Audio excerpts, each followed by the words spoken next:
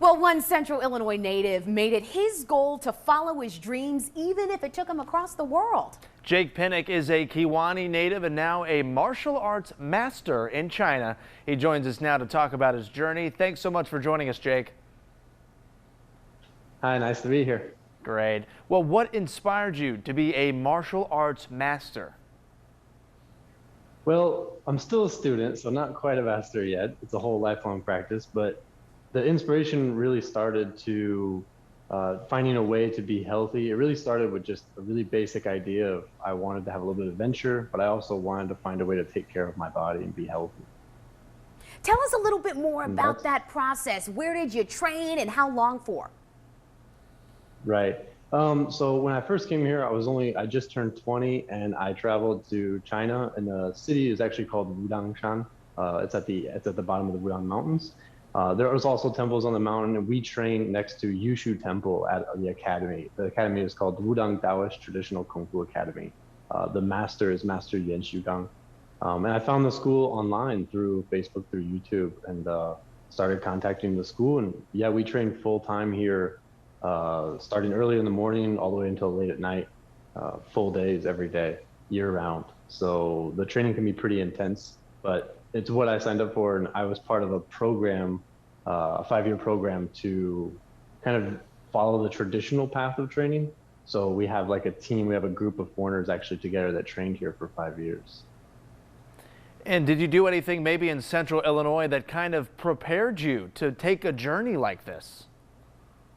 I wish I would have. No, unfortunately, I didn't have a lot of chances when I was younger, and it wasn't something I was really interested in when I was growing up. It was kind of one of those sudden inspirations that happened to me as I was finishing high school and going into Blackhawk College, actually. It was something that hit me on a whim, and it was one of those things that just kind of stuck in the back of my head, and eventually I started to obsess over it and just thought about, instead of thinking about what if I do this, what if I just do it now? What if I try?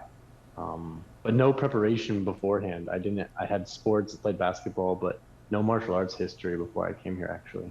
Wow, quite the gift there. Now, in terms of the future and down the line, is this something you'd like to bring back to the States, back here to Illinois? Right, that's my dream. My hope was actually to come back more recent than now, and I've been staying here, and with the virus and with everything, I've actually just committed more of my time to practice and study. But eventually my hope is to bring it back and, copy and paste a little bit of Wudang, bring it back to America. Because I think there's a lot of opportunity here for growth and for self-cultivation. And not everyone has the chance to do like I did and come all the way here. So I'd like to bring some of it back with me, yes. That is so cool. And I think this is the time that everybody's been waiting for. We've been stretching over here, Jake, getting ready. Can you teach us some moves? Well, I can. It's going to be a little difficult because normally when we have the training, we have the Sifu standing over you with a stick. So if you guys do something wrong, you're going to have to hit yourself. But yeah. There you go. Okay. Okay, let me move this bag just a little bit. Yeah. Gotcha. We're actually in the middle of, we're in the middle of nighttime here, so we don't have as much space. But I'd like to actually show you guys the first thing we do in the school. So it doesn't matter if you learn soft styles or hard styles, any Kung Fu styles, we start with a basic horse stance. Okay. So we call it Ma Bu, okay? It's very, very simple. We're gonna start with our feet together. And then all we're gonna do is we're going to sink down, put all the weight on your right leg, and then step out super far, about 6 paces wide, and just sink down, okay? The goal here is to have your knees over your feet and have them open. So you don't want to have too narrow of a squat like this. You really want to open up and sink all the way down. The goal here is if you guys have something within arm reach, you need to put something on your leg and balance it. So you have a 90-degree angle right here. This is a good core workout now we can right just, here. We can just conduct the interview like oh, this. Man. Matt's doing much better than I am, I tell you what. Yeah, good. This is everything. This is our root. We do all of our motion from here. So we have all of our momentum from here, from the core. But this is our roots. So we stay here and we train this all day. We do punching drills. We do stances, transitions into other movements. but everything is low posture. So a big, every day is leg day. Okay, I got it. Listen, Matt held out much longer than I did, Jake. I got to tell you, just watching you is making me exhausted on that. Wow, but really good form on that. Good, okay, that's a good start. And you do that every day. Wow. Do like 5 minutes here. You know, you can do like 50 punches. Basic practice. Let's cut that down to like one punch. Okay. One or two, one on each side. That's awesome. Oh, incredible. What else you got for us? For movements, you want to do some movements? Yeah. Sure, yeah. Alrighty. So really, we can keep this foundation, and we have the punches, okay? But what we also do is we have hard styles and we have soft styles. So by hard styles, we have like the Kung Fu forms, we have this more like dynamic movement, but we also have soft styles. We can also use the same conditioning, but if you guys want to, you can come up just a little bit and have like a lighter one. Yeah. Let's do that. We have an internal practice called cloud hands. So we call it Yun Shou. And this movement is like an internal practice. It's more meditative, it's more soft. We can do it in a higher posture. You can also go low, but we'll let you guys rest. And all we're gonna do is we're gonna bring the hands to the side, and then splitting them, and then the hands kind of open, kind of like bringing your shoulders forward, and you're gonna just turn the body without moving the legs, only from the waist. Okay, no legs. Here we go. And Just then the the waist. hands fisting here. Yeah, so your horse stance is your foundation. So I can give you an example. This still doesn't move. When we talk about movement, it's all from the waist. So hips down, locked in place, right?